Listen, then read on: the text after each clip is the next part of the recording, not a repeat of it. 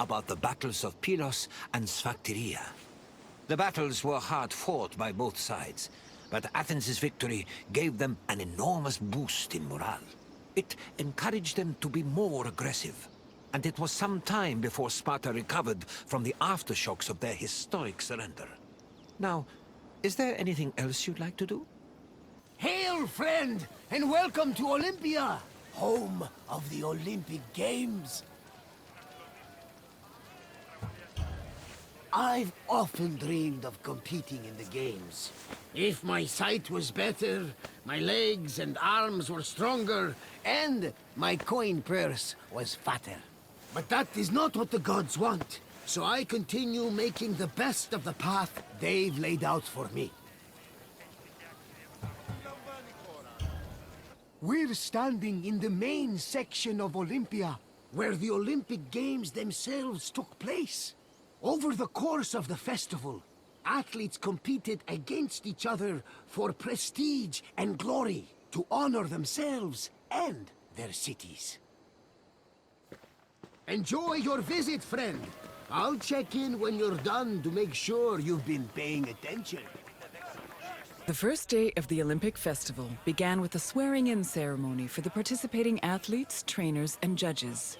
The ceremony took place in front of the altar of Zeus Horkios, or Zeus of the Oath. Athletes would swear that they would follow the Olympic rules, while judges promised to be fair and unbiased. Then the competitions began, starting with a contest between heralds and trumpeters over who would have the privilege of announcing the games. The first day's athletic competitions consisted of wrestling, running, and boxing events for the youngest athletes, aged 12 to 18. The second day began with a grand procession into the Hippodrome to celebrate the start of the popular equestrian events. The most anticipated and spectacular of these was the Quadriga, a four-horse chariot race. Horse racing events were unique in that the winner was not the most skilled jockey, but the owner of the fastest horse or chariot. The Spartan princess Caniska once took advantage of this loophole to skirt the rule that women weren't allowed to compete, and earned 2 Olympic victories in the process. The rule also allowed for occasionally strange results, like in 416 BCE, when the statesman Alcibiades entered 7 chariots into a race and won first, second, and fourth place. After the equestrian competitions, the 40,000 spectators migrated to the stadium to watch the pentathlon events. When the day's events were over, funeral rites were performed for the hero Pelops, the mythical founder of the Olympic Games. The night ended with a celebratory feast and a great parade in honor of the day's victors.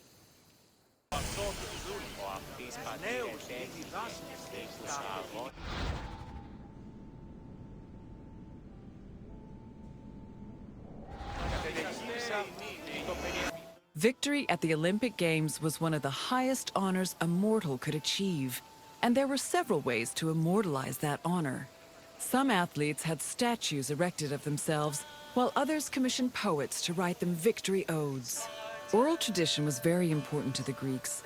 These odes, called eponychia, were often composed by the finest poets in the land, such as Pindar, Simonides, and Bacchylides. They were usually played at banquets and celebrations attended by the triumphant athlete or upon his departure from Olympia. Pentathlon took place at the stadium on the second day. As its name implies, it was made up of 5 events: discus throwing, javelin throwing, jumping, racing, and wrestling. There are several differences between the ancient version of events and their contemporary counterparts. For example, ancient long jumpers held weights in their hands to give them momentum to launch, since there was no run-up before the jump. Similarly, if an athlete won the first 3 events, they were immediately declared the winner, instead of being judged by their overall performance in all 5 events. Running events work the same as they do today, with the notable exception of all the athletes being nude. As for wrestling, competitors were not divided by weight class as they are today, but instead by age. The winner was the first to throw his opponent to the ground 3 times. Day 3 started with the most important event of the festival. A procession of Hellanodikai, ambassadors, competitors, and animals, made their way to the great altar in front of the Temple of Zeus. The animals were then offered as the official sacrifice of the festival. The afternoon of Day 3 was dedicated to foot racing events. Running was the oldest event of the Games, and in fact was the only event at the first Olympics. The main race was called the Stadion, which was a sprint of around 180 meters. The winner was granted the honor of lending his name to the 4-year period between the Games. This period was known as the Olympiad. The 4 years that followed the first Games in 776 BCE were known as the Olympiad of Coroebus of Elis, the first Olympic champion. Once all the competitions were over, a public banquet was held in the Prytaneon to celebrate the day's victors. Day 4 was mainly for combat events. Wrestling matches were held in the morning, followed by boxing and pankration. Pankration was a no-holds-barred mix between wrestling and boxing. Almost all moves were permitted, except for biting, poking the eyes or mouth, and striking the genitals. The event was very popular, and it was seen as the ultimate expression of strength and technique. Later on in the afternoon, there was a unique racing event called the Hoplitodromos, or race in armor. In this event, competitors wore a helmet and held a shield to simulate running in the battlefield. The Hellenodikai, or judges of the Greeks, were both the game's adjudicators and their organizers. They hailed from Elis, the city in charge of the sanctuary of Olympia, and new judges were elected each Olympiad. They had several responsibilities. Before the games started, they decided which athletes would be allowed to compete and supervise their training. They also drew lots to make the competition brackets. During the games themselves, they picked the winners and kept an eye out for foul play. For the latter, they were assisted by stick and whip-wielding umpires who stood near the athletes and punished them if they were caught cheating. Victory in Olympia was one of the most prestigious honors in all of Greece. Not only would victors be showered in glory in their home city, but their names would be known across Greece. The temptation to glory led some athletes to break their oath to Zeus and cheat. This could be dangerous, as there were many possible punishments should cheaters be caught. They could be disqualified and fined, or if they were caught cheating during a match, they would be beaten by nearby umpires. The most powerful deterrent of cheating, however, was shame. At the foot of Mount Kronios, and on the way to the stadium, were a group of bronze statues called Zanes, the plural of Zeus. These statues were inscribed with the names of the cheating athletes, how they cheated, and the fine that was imposed. The Zanes, which were funded by cheaters' fines, were strategically placed to be highly visible. Individuals or even entire cities could be found guilty of cheating. The Prytaneon was the administrative center of the cult of Olympia and the Olympic Games. The building housed the sanctuary's priests as well as the Games officials. It was also used to stage the grand banquet held on the evening of the third day to honor victors. It also had a sacred function. Its central chamber was the location of the Fire of Hestia, a sacred flame that burned day and night. This fire was used to light the other altars around the sanctuary. This practice may have partially inspired the modern tradition of carrying the Olympic torch. Hello again! I hope you enjoyed your visit. With their spectacular events and lavish banquets, the Olympic Games were a feast for the senses. I am certain even Zeus himself was entertained by the festivities. Welcome to Athens, Wanderer. More specifically, welcome to the musical hub of the city, the Odeon.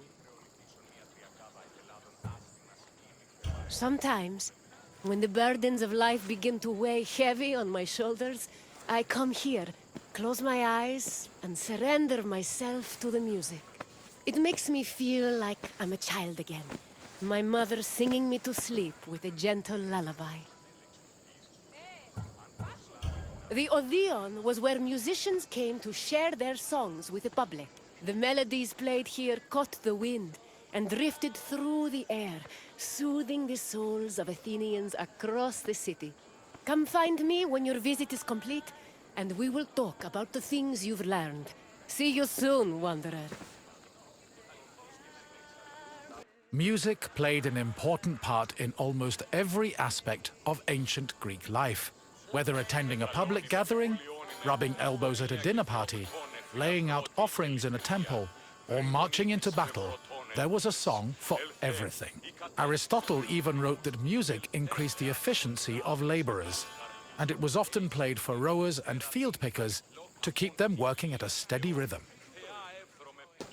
Musical contests, or agones, were originally only held during religious festivals. Over time, they became cultural events in their own right, and attracted musicians and spectators from all over the Greek world. For example, the Athenian Panathenaea festival featured competitions for instrument playing and poetry recitation. The Dionysia festival included contests between groups of male singers to see who could best perform a dithyramb, a merry hymn in honor of the god Dionysus. While these contests could be attended by all, women weren't allowed to compete in them. In the early days of the competitions, winners only received a crown and an ego boost for their talents. But from the Hellenistic period onward, the rewards were upgraded to cash prizes. These prizes were large enough for musicians to make a fortune, especially if they moved from festival to festival. The Odeon of Pericles was built sometime between the 440s and 430s BCE. The building was commissioned by Pericles for use in the Panathenaea festival. The Odeon was also a venue for poetry readings, political rallies, and philosophical performances. According to ancient sources, the original design of the Odeon was inspired by the tent of the Persian king Xerxes, a spoil of war the Athenians salvaged after their decisive victory at Salamis in 480 BCE.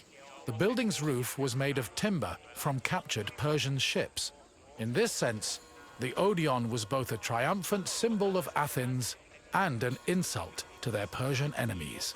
This structure was considered one of the grandest architectural accomplishments of ancient Athens. In ancient Greece, there was a type of music for almost any occasion. Complicated songs like hymns, paeans, and dithyrambs were meant for the ears of the gods, and as such were usually played during religious ceremonies and civic life. Meanwhile, a hymneus was a song performed at weddings, and a threnody accompanied funeral processions. For more merry occasions like symposia, scholia were the soundtrack of choice. However, drama was considered the epitome of artistic expression, since it combined songs with poetry, dance, acting, and costumes. Plays were thought to be the connection between mortals and gods, and the songs that accompanied them, especially those from the tragedies of Euripides, often became huge hits in the rest of Greece. Hello again.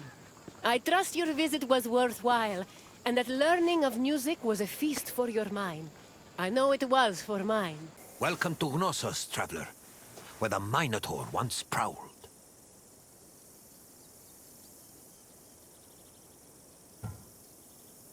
Some say, if you listen closely, you can still hear echoes of the Minotaur's ferocious bellowing. Of course, it may only be a trick of the wind. Perhaps.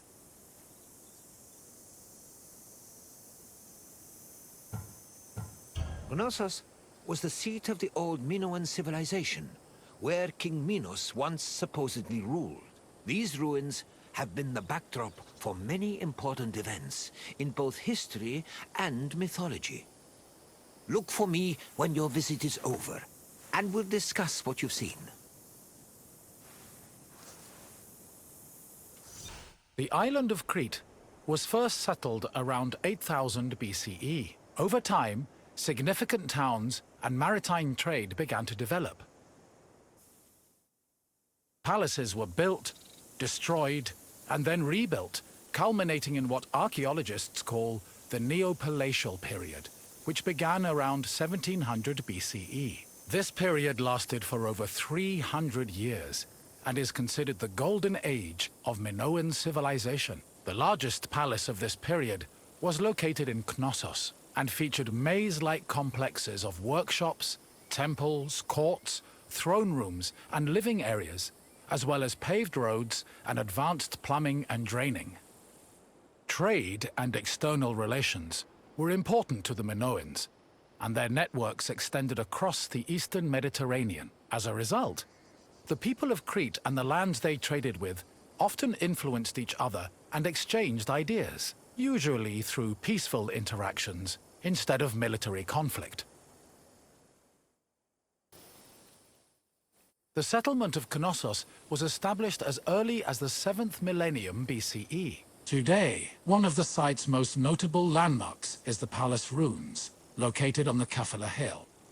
The ruins are split into two phases: the old palace, which has been poorly preserved, and the new palace. The new palace of Knossos had a surface area of approximately 13,000 square meters, making it the largest Minoan palace. Its focal point was a central court, which was probably used for ceremonial activities. The Minoan palace centers collapsed when Crete was overrun and conquered by a Mycenaean invasion from mainland Greece. However, the date of the final destruction of Knossos' palace is still unknown. During the new palace phase, the ground floor was dedicated to economic activities and contained large storage rooms. The residential quarters, which notably had toilets, were located southeast of the central court, at the foot of the grand staircase. The palace was lavishly decorated with wall paintings, depicting things like bull-related sports and richly dressed women. Large stone horns of consecration, which were important Minoan religious symbols, hung prominently in the west court. Other notable parts of the palace include the theatrical area, which is believed to have served as a viewing space, the tripartite shrine, which was dedicated to the worship of an important Minoan deity historians refer to as the Mother Goddess, and the Piano Nobile, a grand space located on the palace's second floor.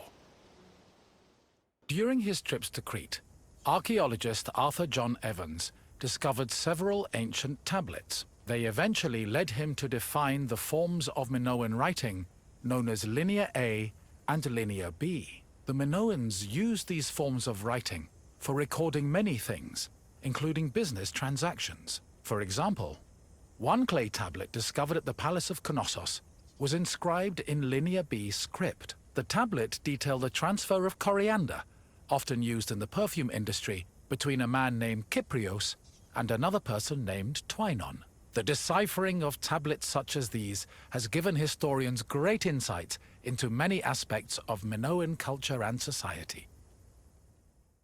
According to myth, the half-man, half-bull Minotaur was born after Queen Pasiphae slept with a bull sent by the gods as punishment upon her. This embarrassed King Minos, but he could not bring himself to kill the Minotaur. Instead, he hid the monster in a labyrinth constructed by Daedalus. Daedalus was an important figure in Greek mythology, an ingenious inventor.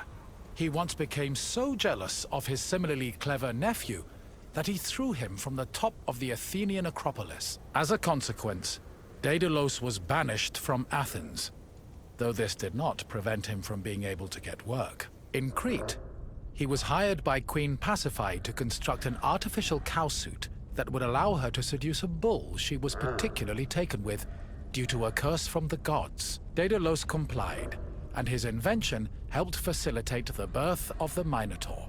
Afterwards, Minos conscripted Daedalus to build the labyrinth, presumably as penance for his role in creating the Minotaur. But perhaps the most well-known story about Daedalus involves his son, Icaros, who used wings built by his father and flew too close to the sun, thus plummeting into the sea. King Minos' son Androgeos was killed in Athens by the same bull that impregnated his mother. An infuriated Minos demanded that Athens send 7 of their noblest men and 7 of their most virtuous women to Knossos every year. After being carried to Crete aboard a ship with black sails, the men and women would then be cast into the labyrinth to be eaten by the Minotaur.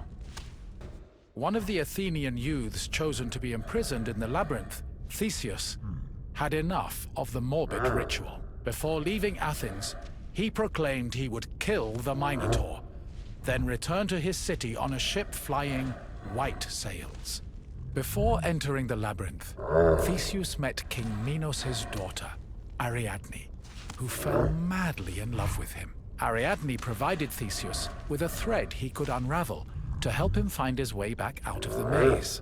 Armed with this thread, Theseus entered the labyrinth, killed the Minotaur, escaped the maze, and set sail for Athens with Ariadne by his side.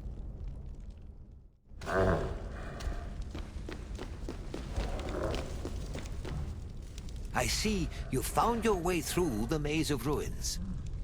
The Minoans played a large part in shaping Greek myths, but also in introducing influences from other places and cultures. Wanderer, to one of the most prestigious places in Greece, the theater.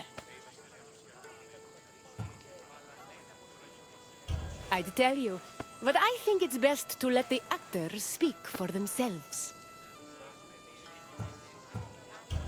The theater was where audiences gathered to watch plays. They were the highest form of art in Greece, and people saw theater as a symbol of complete harmony between the mortal world and the divine. When you're done taking in the sights and sounds, come see me, and we'll talk more. Until then, Wanderer.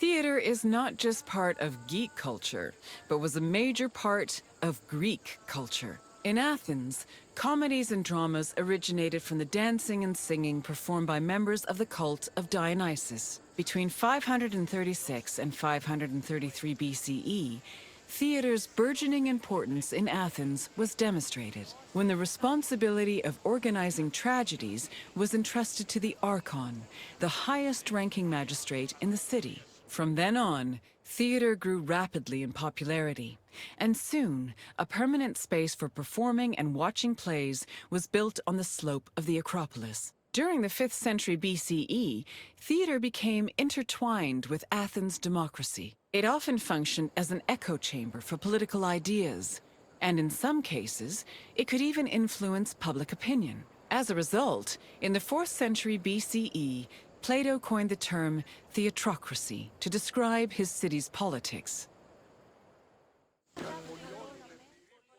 Theatrical competitions were held in the sanctuary of Dionysus Eleutherius, god of wine and patron of drama. Dionysus was the son of Zeus and a mortal woman named Semele. Stories say that Zeus, who had fallen in love with Semele, appeared to her holding a lightning bolt in his hand. Semele was tragically struck dead by the lightning, but Zeus managed to save her unborn child, keeping the embryo in his thigh until it fully gestated. This is why the name Dionysus is sometimes thought to mean born twice. In Athens, theater was a part of the cult of Dionysus, and stage productions in the god's honor were held during festivals like the Linnaea and the Great Dionysia. In Athens, there were 3 festivals that honored Dionysus with drama performances: the rustic Dionysias, the Linnaea, and the Great Dionysia.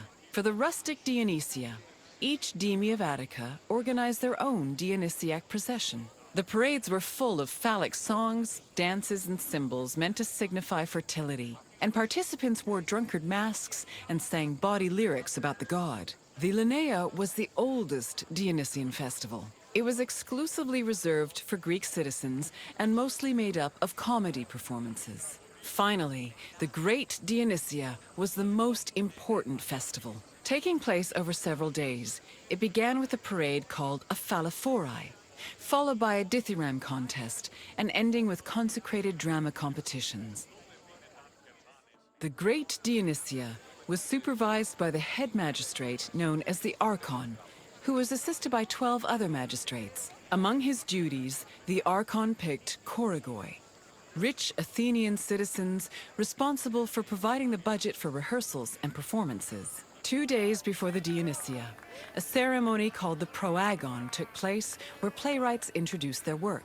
The Dionysia finally began in earnest, with a procession to the god's temple, followed by sacrifices and a symposium. The next 2 days centered on dithyramb contests, while the final 4 days were dedicated to drama competitions. The contest's outcomes were decided by 10 judges, who were appointed at random by the Archon. The judges placed their votes in an urn, and 5 of the votes were randomly picked to determine the winner. All Athenian stage actors were male, regardless of whether they were playing men or women. Tragedies originally featured only 1 actor performing alongside a chorus, eventually reaching a maximum of 4. Adding more roles opened up the opportunity for dramatic dialogue. During performances, they prepared themselves in the skene, a building that served as a backstage area, before emerging onto the proskenion, or stage. The skene could be painted to represent backdrops like palaces, temples, and tombs. Its roof was reserved for appearances by the gods. These gods could be moved around with a crane called a mechane, which produced spectacular visual effects. On stage, actors wore masks and elaborate costumes. For tragedies, they were adorned with magnificent clothes. While for comedies, actors playing male characters wore hugely exaggerated phalluses, probably to maximize the laughs. The centerpiece of the theater was the orchestra, or dancing place. It was a large, circular area that hosted choral performances, religious rites, and, presumably, acting. Choruses were composed of men wearing masks and costumes. Any Athenian citizen could be choratai, as long as they were selected by the chorus director. Chorus members also served as the equivalent of a curtain, as their entrance and exit marked the beginning and end of the play. New costumes and masks were produced for the chorus for every new play, and they were often just as impressive and elaborate as the performances. For example, Aristophanes' comedies feature the chorus dressing as wasps, frogs, birds, clouds, and islands. One of his plays, The Knights, even had men riding other men dressed as horses. Athens' Theatron, or performance space, could seat up to 17,000 people, nearly a tenth of the population of Attica. Its excellent acoustics made it ideal for drama, but it was also sometimes used for political meetings and parades. The theater was accessible to everybody. This did not mean that seating was free, though. The first rows were normally where priests and public officials sat, while the central part of the auditorium was reserved for ambassadors and guests of honor. There is also evidence that men and women sat separately. In general, theater audiences were emotional and noisy. During performances, they would shout, curse, and throw things depending on their mood, and their reactions were just as much a part of the experience as the acting. Hello again, Wanderer. I hope your visit was entertaining. Though all art forms were important in Greek culture, none had the same prestige as theater, which provided a unique experience with every performance.